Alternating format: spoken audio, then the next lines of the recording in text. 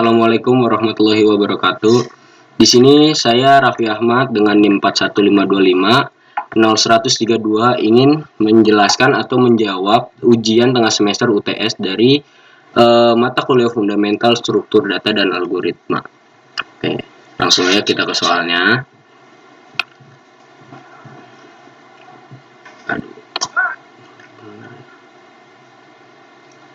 Nah, di sini ada pertanyaan ujian tengah semester, yaitu di P1. Di P1 itu diketahui dengan integer A yang memiliki dua dimensi, ada kolom dan baris. Nah, di kolomnya itu ada 3 dan barisnya ada 3. Dengan base 500 dan lengthnya itu 5. Nah, kita langsung ke pertanyaan yang A. Dengan diketahuinya komponen length, maka kemungkinan bahasa pemrograman yang dipakai menggunakan bahasa pemrograman. Oke.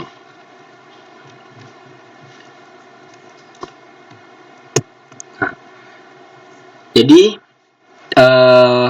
pertama, bahasa pemrograman apa yang digunakan? Jawabannya adalah bahasa C atau C++. Kenapa? Karena penulisan integernya A atau dengan kolom 3 dan baris 3 sangat khas, itu bahasa C, dan indeksnya dimulai dari angka 0 dan 1. Angka 0 bukan angka 1. Kenapa diawali dengan angka 0? Jadi dalam memori indeks bukan nomor urutan melainkan jarak dari alamat awal base address. Lalu untuk mengambil data pertama, jarak titik awal adalah 0. Jadi pembuktiannya tuh seperti coba dibayangin kalau kamu tuh sedang berdiri di tempat atau di pintu masuk sebuah gudang panjang.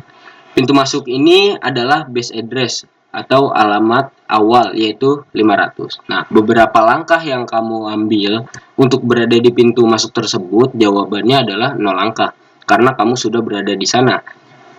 Lalu jika kamu ingin maju ke ruangan tersebut atau ke ruangan berikutnya, kamu harus melangkah 1, 2, 3, dan seterusnya. Jadi seperti itu. Baik, selanjutnya saya akan menjawab soal P1 bagian B. Nah, dari soal di bagian B ini adalah cari AMF untuk A dengan baris 0 dan kolomnya 1, dan A baris 1 dan kolom 2. Oke, lanjut aja. Langsung kita jawab di sini. Baik. Kita langsung saja. Base address-nya itu atau B-nya itu adalah 500. Lalu ukuran memori atau length-nya itu 5 byte.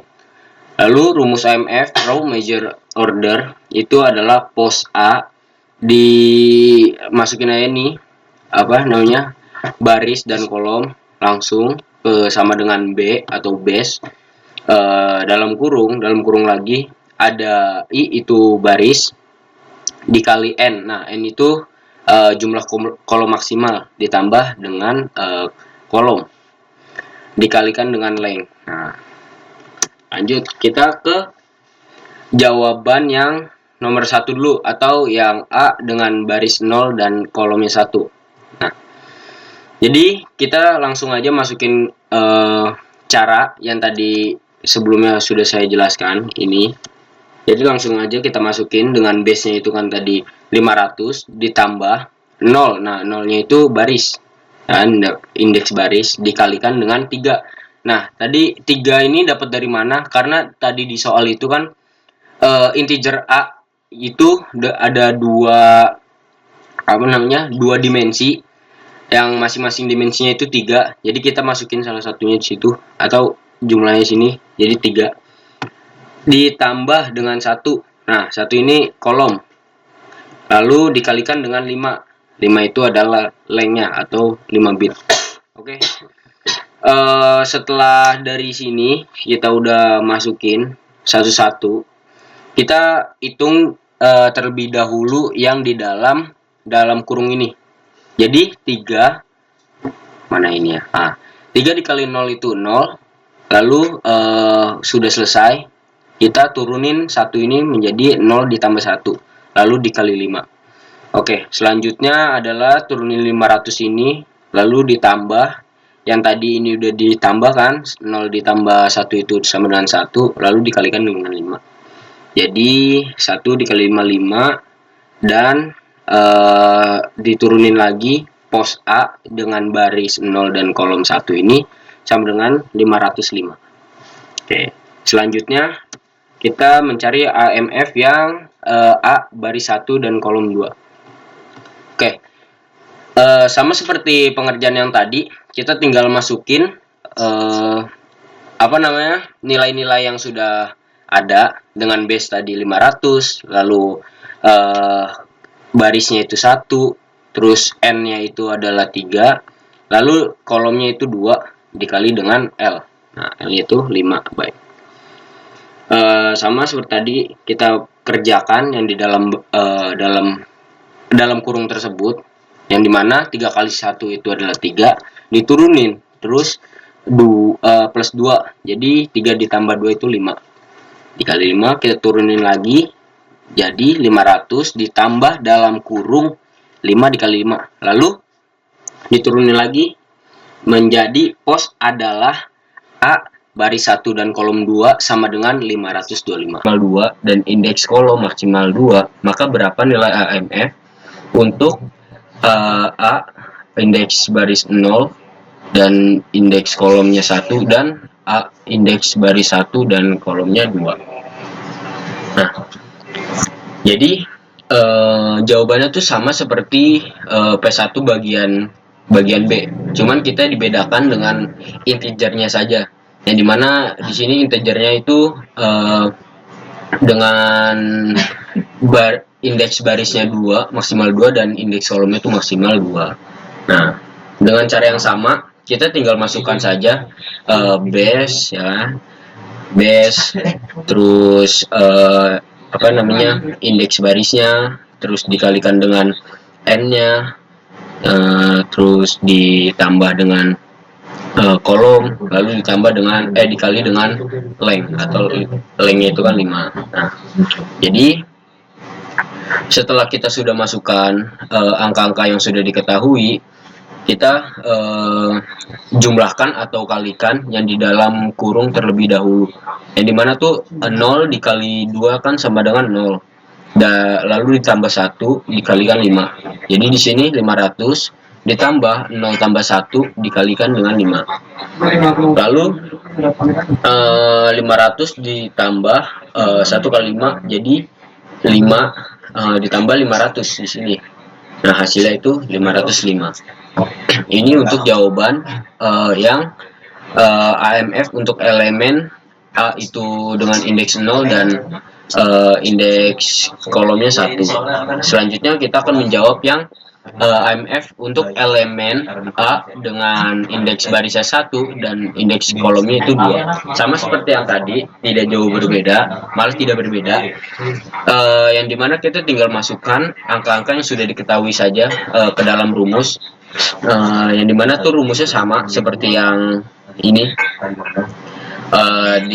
sama dengan ini sama dengan B ditambah dengan indeks baris dikalikan dengan jumlah kolom, terus ditambah dengan J, atau J itu bisa disebut dengan indeks kolom, lalu dikalikan dengan length. Nah, lanjut. Di sini diketahui kan tadi base-nya 500, lalu ditambah dengan 1 dikali 2 ditambah 2 yang di dalam kurung situ, lalu dikali 5. Nah, ini tuh tinggal dikalikan saja di dalam kurung terlebih dahulu, yang dimana tuh 500 ditambah 2 tambah 2 atau sama dengan 4 dikalikan 5. Nah, di sini sudah tertulis 500 ditambah 4 dikali 5 atau ini jadi 20, lalu diturunkan menjadi 500 tambah 20, maka hasilnya 520. Seperti itu. Di sini saya akan menjawab soal P2, yang dimana perhatikan program double link list dengan penggunaan pointer Dan link list di bawah ini jelaskan. A. Di setiap fungsi pada program jelaskan dengan gambar ilustrasi rantai atau gerbong kereta. Lalu B. Setelah gambar dijelaskan dengan kata-kata atau kalimat Anda sendiri. Nah, lalu yang C. Mengapa pada bahasa pemrograman Python tidak ada konsep secara eksplisit pointer, dan kemudian berikan contoh program pengganti pointer pada Python lalu dijelaskan. Oke. Di sini saya akan menjelaskan apa itu linked list terlebih dahulu. Linked list ini merupakan salah satu data struktur untuk menyimpan beberapa data yang saling terhubung satu sama lain menggunakan node. Lalu linked list hampir sama seperti list, tetapi perbedaannya yaitu list dapat diakses menggunakan indeks, sedangkan linked list tidak. Nah, di linked list ini tuh terdapat dua variabel wajib, yaitu variabel head dan tail. Yang dimana head itu merupakan apa ya namanya? Head itu untuk memberi petunjuk terhadap data pertama. Nah, sebaliknya dengan tail. Kalau tail itu untuk data terakhir. Nah, linked list ini punya 3 jenis, yaitu ada single linked list, terus ada double linked list, dan circular linked list. Nah, lalu di setiap di setiap linked list itu ada perbedaannya. Contohnya di single linked list. Kalau single linked list itu cuma bisa arah maju, satu arah lah pokoknya lah. Nah, kalau double tuh bisa bolak-balik nih. Contohnya seperti ini. Ada arah panah ke kanan dan ke kiri, atau bisa disebut tuh maju mundur. Nah, kalau circular linked list itu node gimana ya? Node terakhir itu terhubung dengan node pertama atau kembali. Jadi bisa satu dan dua arah. Jadi di sini tuh saya menggunakan double linked list seperti soal yang ada di P2 tersebut. Nah, kita langsung aja ke penjelasan yang gambar di atas nih, yang dimana nodenya adalah 10. 10 ini adalah node pertama, yang dimana tuh harus kita menggunakan head, karena contohnya gerbong kereta aja lah, ya. Dimana gerbong kereta tuh punya bagian-bagian gerbong, dari gerbong kepala gerbong atau gerbong pertama, terus badan dan ekor. Nah, di sini gerbong pertama tuh 10. Lalu kita next ke gerbong kedua atau 20 atau node 20 ya. Nah, di node 20 ini lanjut ke ekor gerbong, yang dimana node 30. Nah, di node 30 ini kita kasih tail karena gerbong terakhir. Dan apa sih non itu? Nah, non itu adalah gerbong kosong lah kalau di sebuah kereta ya. Selanjutnya di bawah, yang di bawah ini adalah, oh ya, yang di atas ini adalah alur maju ya. Alur maju dari doubling. Nah, kalau di bawah ini alur mundurnya, yang dimana itu dibalik dari 30 ke 10. Kalau yang maju tuh dari 10 ke 30. Oke, kalau yang mundur ini node pertamanya atau gerbong pertamanya itu adalah node 30 atau head ya. Headnya. Lanjut atau next ke gerbong 20, node 30 node 20, dan next lagi ke node 10, dan node itu kosong. Jadi kesimpulannya tuh panah bolak-balik itu atau panah dua arah yang membedakan double linked list dengan single linked list itu kita bisa lakukan penelusuran maju seperti 10 dan gerbong 10, gerbong 20, gerbong 30. Itu alur maju. Nah, kalau alur mundurnya tuh kayak gerbong 30, 20, 10. Nah, itu alur mundurnya. Sekarang kita masuk pertanyaan bagian C. Nah, yaitu mengapa di Python tidak ada konsep pointer secara eksplisit seperti pada bahasa C atau C++. Nah, alasannya adalah demi keamanan dan kemudahan. Nah, pointer tradisional kan mengizinkan kita memodifikasi alamat memori komputer secara langsung. Nah, hal ini sangat rawan menyebabkan error fatal atau kebocoran memori jika tidak dilakukan secara hati-hati. Nah, Python Python tuh didesain agar ramah pengguna sehingga manajemen memori ini disembunyikan dan diatur otomatis oleh sistem Python itu sendiri. Nah, sebagai gantinya tuh Python menggunakan konsep yang disebut object reference atau referensi objek untuk menggantikan fungsi pointer dalam membuat link list kita menggunakan class. Mari kita lihat kodenya. Nah, di sini saya sudah membuat class node nih. Jadi perhatikan pada baris self next. Inilah yang bertindak sebagai pengganti pointer. Lanjut, di bawahnya kita membuat dua objek terpisah yaitu gerbong A dan gerbong B. Untuk menggantikannya kita cukup menuliskan gerbong A next. Nah, gerbong A next. Di bawah ini kita mempunyai dua objek terpisah yaitu gerbong A dan gerbong B untuk menggantikan. Nah, kita cukup gerbong B. Nah, untuk menggantikannya kita cukup menuliskan gerbong A next sama dengan B secara otomatis. Memori. Nah, jadi memori Python akan menyimpan referensi gerbong B ke dalam variabel next milik gerbong A. Gitu. Nih kalau kita run jadi begini. Nah, jadi output itu adalah data kedua.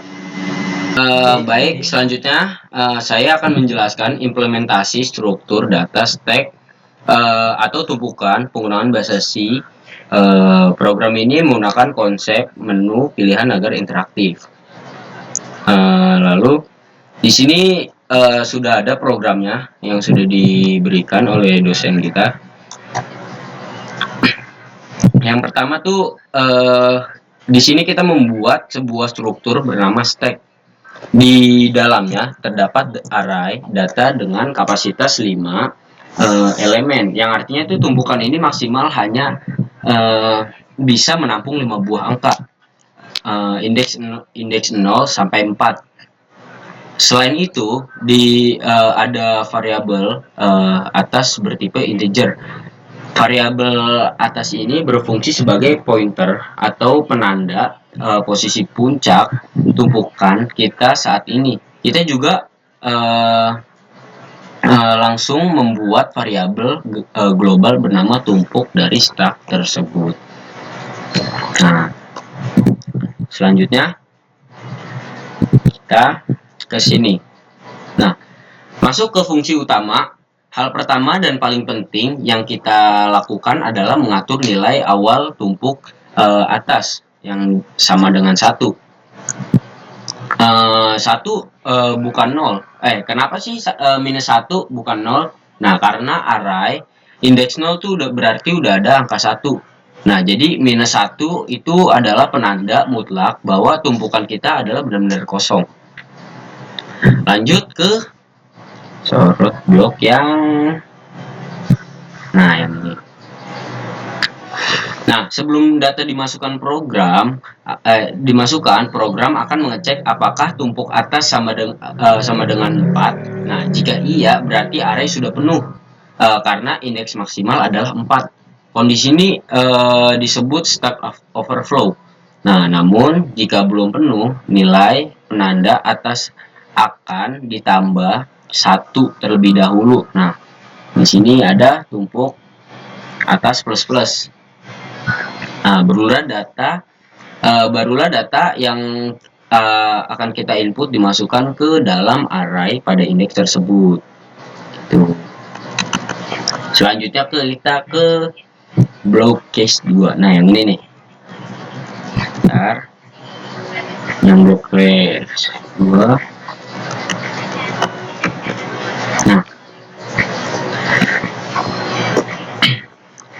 Nah, pilihan kedua adalah pop atau mengeluarkan data teratas. Program akan mengecek dulu apakah tumpukan atas sama dengan 1 itu kosong. Nah, kondisi ini disebut stuck underflow. Nah, jika program akan mencetak data ada di posisi puncak saat ini. Setelah dicetak, penanda atas dikurangi 1 atau tumpuk atas minus. Nah, yang ini nih. Sebentar. Minus 1. Nah, nih minus. Secara memori, data mungkin masih ada di dalam array, tapi karena penanda puncak sudah turun, data tersebut dianggap sudah terhapus dan siap ditimpa oleh data baru nantinya. Selanjutnya kita ke case 3. Nah, di case 3 nih pilihan ketiga adalah print data. Nah, fungsi ini menggunakan penggunaan for atau kan. Variabel ini akan berjalan dari indeks 0 yang paling bawah hingga sebatas nilai tumpuk atas lah, paling atas pokoknya, dan mencetak semua isinya secara berurutan ke layar. Nah, selanjutnya kita ke penjelasan yang case 4 yang clear. Nah, di sini sebentar. Pilihan keempat adalah clear. Nah, clear itu mengosongkan tumpukan. Nah, cara kerjanya sangat sederhana. Setelah menampilkan data apa saja yang kita akan hapus menggunakan perulangan, program cukup menjalankan perintah tumpuk atas sama dengan 1. Nah, itu sama dengan 1, ya kan? Hanya dengan 1 baris ini, seluruh isi tumpukan secara logika kembali dianggap kosong tanpa perlu menghapus arraynya 1 per 1. Lanjut ke yang case 5. Nah, pilihan kelima adalah melihat info posisi saat ini.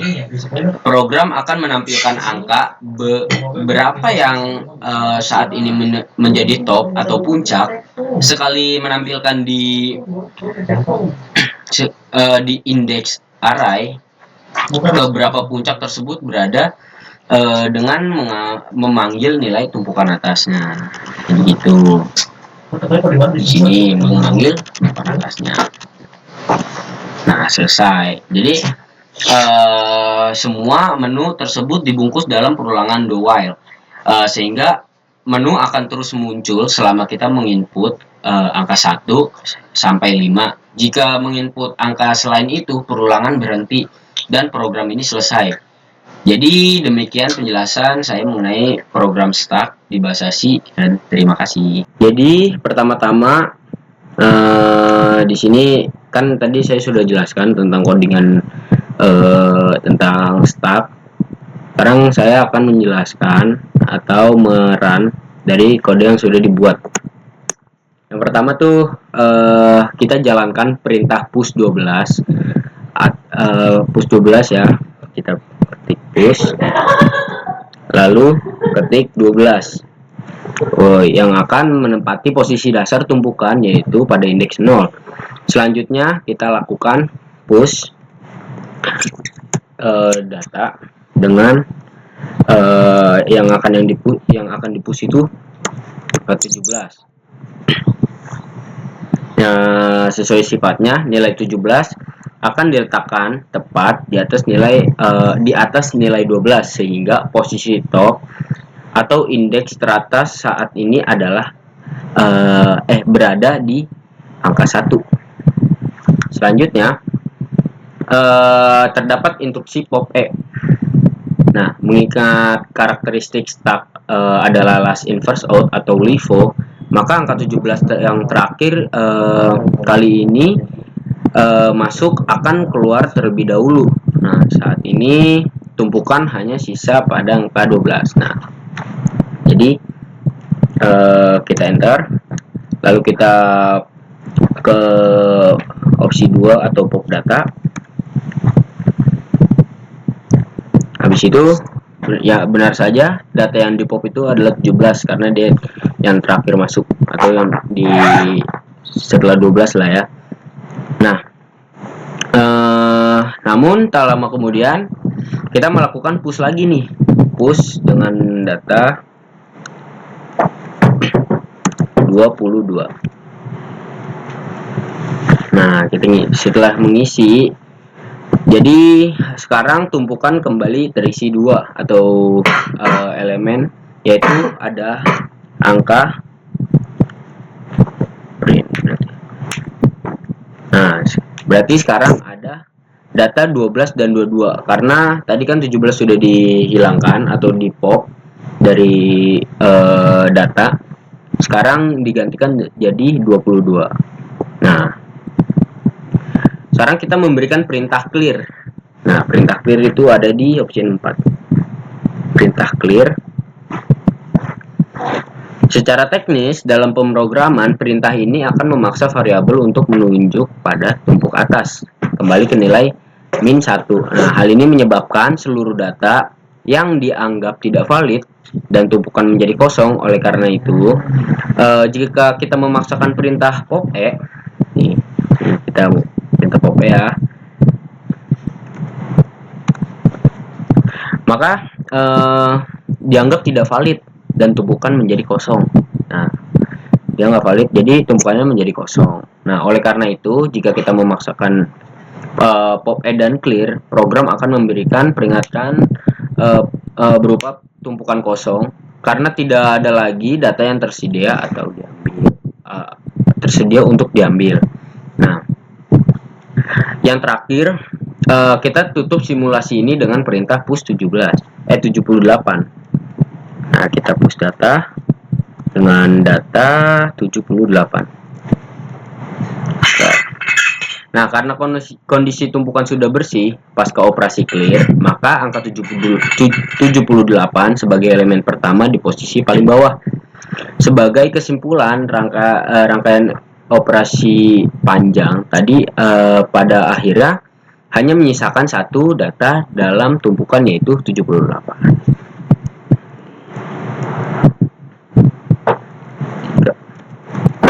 Nah, 78. Terima kasih. Baik, di sini saya akan melanjutkan soal dari P4 yang dimana itu yang atuh suruh jelaskan apa perbedaan dan tunjukkan penggalan algoritma dari dua program priority queue dan circular queue tersebut yang menggunakan bahasa Python. Jadi pertama tuh kita bahas priority queue. Kalau antrean biasa, queue standar menggunakan sistem first in first out. Nah, yang dimana tuh siapa cepat dia dapat.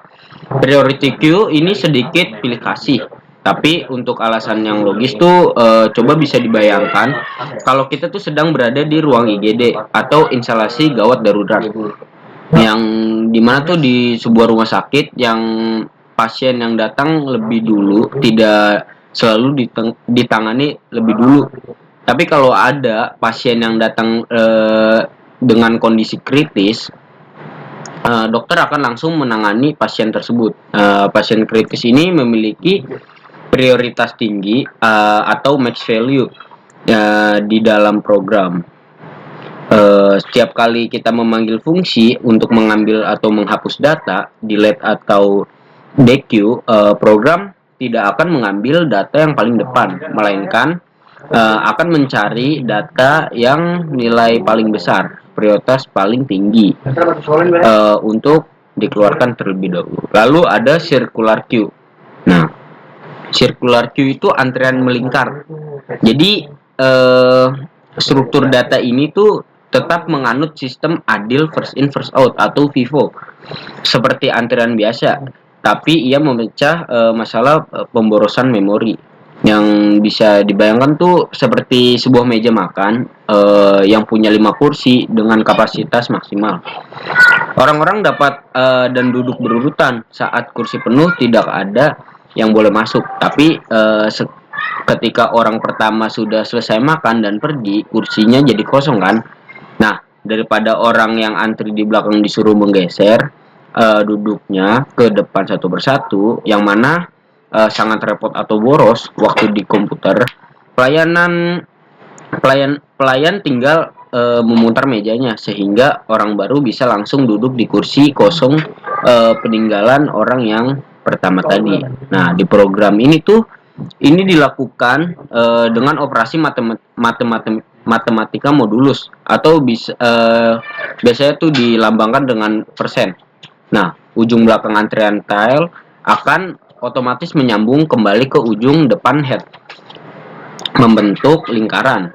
Selama masih ada ruang kosong, penggalan algoritma Python, keajaiban circular queue itu terjadi saat kita menambah data NQ atau mengambil data DQ. Lalu diperhatikan juga nih penggunaan tanda modulusnya. Nah, sekarang saya punya program yang dimana saya jelaskan. Di sini ada yang namanya accept index error. Nah, ini adalah sistem pengaman error handling. Program mencoba menjalankan perintah penghapusan di dalam blok try. Jika ternyata antriannya kosong tapi program dipaksa untuk menghapus data, Python seharusnya akan memunculkan error berbunyi index error dan membuat program crash. Nah, blok accept index error ini tuh bertugas menangkap error tersebut. Alih-alih crash, program hanya akan mencetak baris kosong print dan menutup program dengan aman atau exit. Selanjutnya tuh ada max value. Max value yang ini. Nah, sebelum mulai mengecek, program butuh patokan program membuat variabel max value dan mengisinya dengan angka 0, yang artinya program berasumsi bahwa data yang ada di urutan paling pertama atau indeks ke 0 adalah data dengan prioritas nilai tertinggi sementara. Lalu for in range atau yang ini for in range len self and q saya. Nah, program ini memanggil pasien satu persatu untuk dicek kondisinya. Lalu perulangan ini akan berjalan sebanyak jumlah data yang di dalam antrean len self queue variabel yang ini. Nah, variabel i akan bertambah dari 0, 1, 2, 3 dan seterusnya sampai data terakhir. Selanjutnya ada if self queue i. Nah, yang ini di setiap langkah perulangan, program akan bertanya apakah nilai data yang sedang saya cek itu self queue sekarang besar daripada data pemegang prioritas tertinggi saat ini tuh siapa. Selanjutnya ada max value. Nah, jika jawaban pada langkah 4 adalah iya, ditemukan pasien yang lebih kritis, maka posisi max akan diganti dengan indeks posisi yang baru disebut i. Nah, proses langkah 3, 4, dan 5 akan terus berulang sampai seluruh data tuh selesai dicek, dan akhirnya perulangan max value pasti memegang indeks dari data yang paling besar.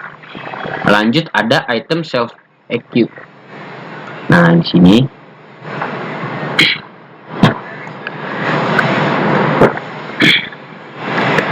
yang dimana program tahu persis indeks ke beberapa data. Terbesarnya berada di nilai data tersebut, diambil dan disimpan ke dalam variabel sementara bernilai item. Kenapa harus disimpan dulu? Karena datanya akan dihapus oleh langkah berikutnya.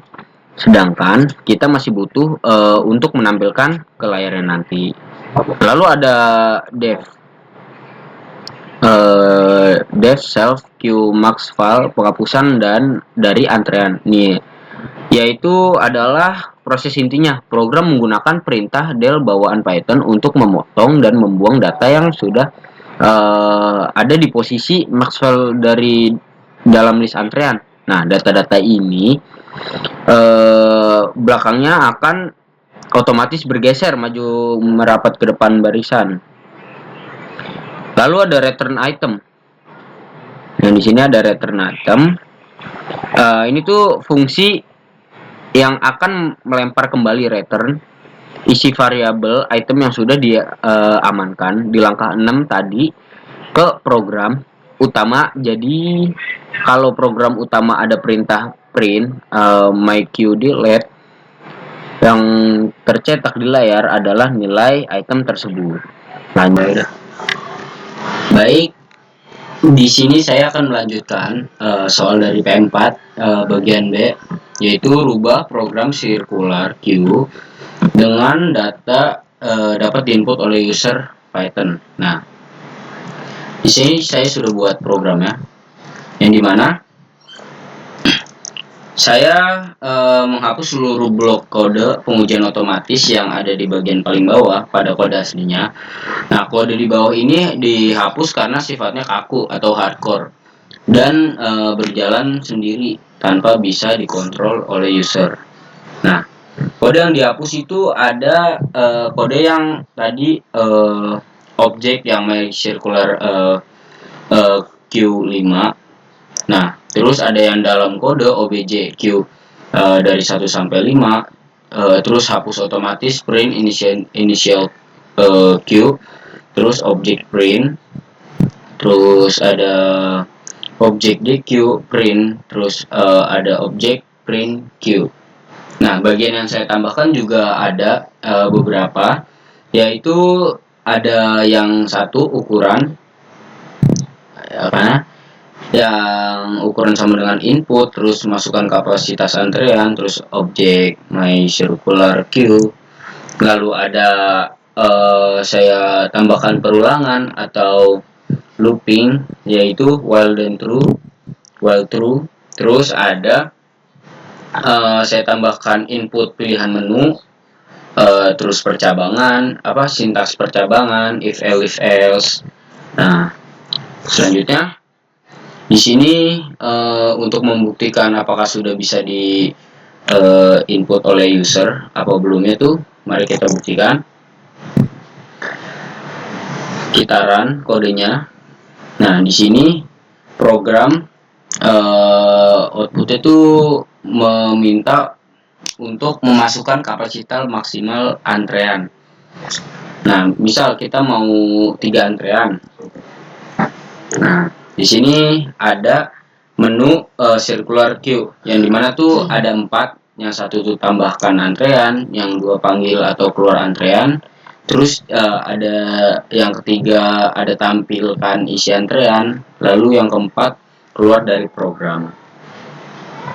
Nah, di sini contoh kita mau nambah antrean, berarti kita ketik 1.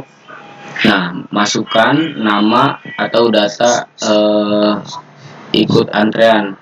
Ya, contoh misal 5. Nah, di sini sebentar saya perbesar dulu. Nah, di sini tadi kan sudah bertambah nih.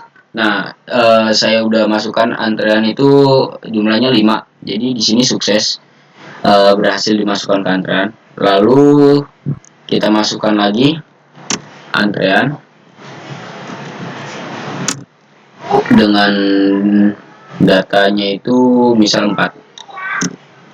Nah, sukses lagi. Dan satu lagi kita masukkan antrean lagi dan contohnya 3. Nah, coba kita tampilkan ya isi antrean saat ini. Kita ketik 3. Nah, di sini isi antreannya tuh tepat yang saya sudah masukkan seperti tadi tuh, ada 5, 4 dan 3. Coba kita ke menu berapa ya? Menu 2 atau panggil atau keluarkan antrean. Nah, misal dari 02. Nah, sukses. Nih, di sini udah sukses, data 5 berhasil dikeluarkan. Coba kita tampilkan lagi ya. 3 tampilkan. Nah, tadi kan saya udah memilih menu yang keluarkan antrean atau DQ. Nah, maka karena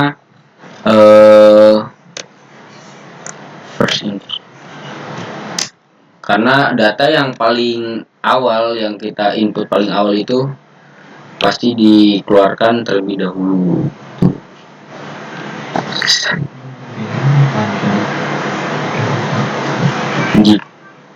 Jika kita ingin keluar dari program,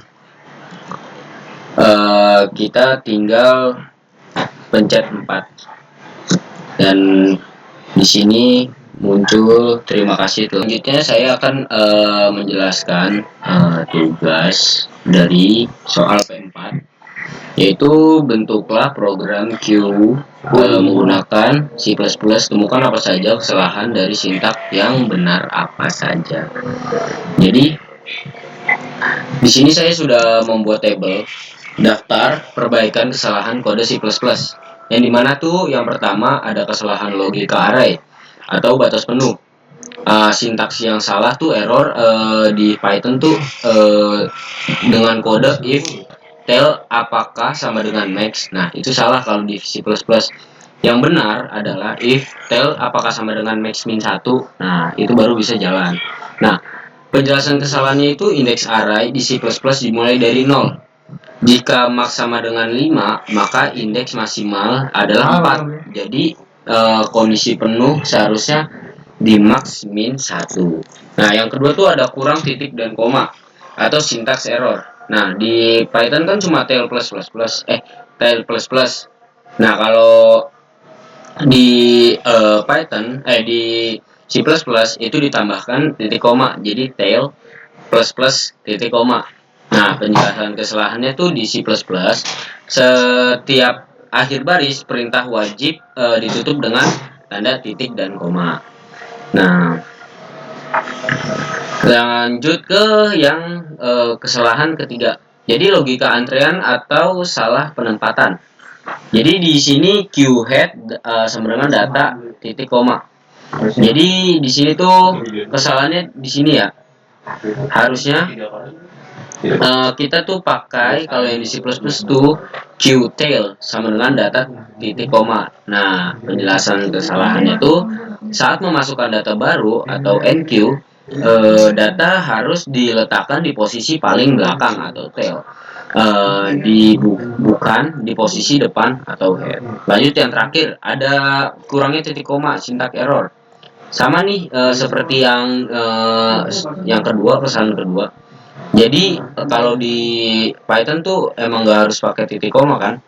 Jadi kalau di C++ tuh wajib pakai titik koma agar dia tuh jalan kodenya. Jadi program utama main tidak bisa ditutup karena kurangnya titik koma di instruksi akhir. Baik, selanjutnya saya akan menjawab soal terakhir, yaitu soal yang dimana P4 bagian D. Setelah program pada bagian 4C sudah diperbaiki, rubahlah dengan menggunakan kaidah double linked list, kemudian dijelaskan. Nah, oke. Jadi agar mudah dijelaskan, mari kita bayangkan antrean ini seperti kelompok-kelompok orang yang saling bergandengan tanpa membentuk lingkaran. Nah, jadi kalau tangan kanan, misal nih, tangan kanan adalah petunjuk orang yang selanjutnya atau next. Nah, tangan kiri adalah penunjuk ke sebelumnya atau pref. Nah, orang pertama yang datang adalah head dan orang paling baru datang adalah tail. Karena melingkar, tangan kiri head menggenggam tangan kanan tail. Nah, jadi di sini sudah ada programnya yang dimana ini adalah struktur not atau gerbong atau orang. Nah, ini adalah cetakan dasar setiap kali ada data baru yang masuk. Program menciptakan satu node yang memiliki isi data dan dua buah tali pengikat atau next untuk mengikat data di depannya dan pref untuk mengikat data di belakangnya. Lalu ada fungsi enqueue. Nah, enqueue ini adalah menambah antrean. Nah, bagian ini merupakan proses pemasukan orang baru ke dalam lingkaran. Jika antrean adalah 0, jika antrean kosong, head sama dengan 0. Orang pertama, node baru datang karena dia sendirian. Dia memegang tangannya sendiri. Tali next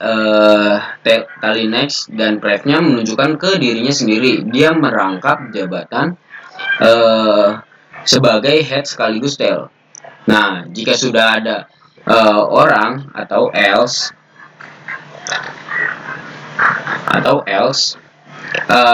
satu ada new node atau next. Nah, sama dengan head. Nah, orang baru menunjuk ke orang pertama. Lanjut, kalau new node pref sama dengan tail, orang baru menunjuk ke orang terakhir. Nah, iya. Lanjut, kalau ada tail connect sama dengan new node. Nah, itu bisa dihituin sama dengan tangan orang terakhir dilepas dari orang pertama lalu menggandeng orang baru. Waduh, orang baru. Lanjut ke head pref. Nah, ini tuh bisa dibilang tangan orang pertama dilepas dari orang terakhir lalu menggandeng orang baru. Lalu ada tail yang terakhir nih, tail. Nah, tail sama dengan new node itu posisi orang terakhir resmi diserahkan ke orang baru tersebut. Lanjut ke fungsi DQ yang bawah. Nah, fungsi DQ itu sesuai prinsip Q. Nah, Q itu prinsipnya kan FIFO, first in first out, yang keluar selalu head orang pertama. Nah, diamkan dulu, orang pertama ini ditandai sebagai temp agar memori datanya bisa dihapus nanti. Nah, jika dia sendirian, head apakah sama dengan tail, antrian langsung di-reset menjadi kosong. Head sama dengan tail sama dengan 0. Nah, jika orang lain di belakangnya atau else, head sama dengan head ke next, status head pindah ke orang nomor 2. Lanjut ke head pref atau sama dengan tail. Orang nomor 2 yang kini jadi head, tangan kirinya langsung menggandeng orang terakhir atau tail. Lanjut yang ke tail. Nah, kalau tail connect sama dengan head, orang terakhir tangan kanannya menggandeng head yang baru. Lanjut ke lingkaran kembali tersambung sempurna tanpa orang pertama. Nah, ada yang namanya penghapusan, delete temp. Nah, orang pertama tadi benar-benar dihapus dari memori komputer. Seperti itu. Lanjut untuk program ini kita run untuk membuktikan. Oke. Di sini ada pilihan dari 1 sampai 4 yaitu enqueue, dequeue, display, terus keluar. Oh iya, tadi saya lupa menjelaskan fungsi display. Nah, fungsi display itu jika kita menggunakan perulangan while biasa sampai ujung 0, nah program akan terjebak dalam infinite loop atau muter-muter tanpa henti. Nah, maka dari itu kode kalian tuh sangat cerdas menggunakan while. Program akan mencetak dari temp mulai dari head, lalu terus digeser sampai temp tersebut kembali lagi menuju ke head atau while temp tanda seru sama dengan head. titik koma, jangan lupa titik koma. Nah, lanjut ke sini. Di sini tuh ada 4, ada NQ, DQ, display, dan keluar. Nah, contoh kalau kita NQ. Nah, kalau NQ kan itu input angka ya, atau memasukkan angka. Contoh angkanya itu 1. Lanjut, kita mau NQ lagi dengan angka ya nominal atau data yang lebih besar. Misal 3. Coba kita display dulu atau pilih 3. Nah, kembali. Lanjut, kalau kita mau keluarkan angkanya, kita tinggal pilih 4 atau keluar. 4, sorry, harusnya tadi saya DQ untuk mengeluarkan data di dalam kereta ini, harusnya DQ. Kalau keluar tuh berarti program kita telah selesai untuk mengakhirinya lah. Jadi sekian untuk jawaban dari saya, kurang lebihnya mohon maaf apabila ada salah. Wassalamualaikum warahmatullahi wabarakatuh.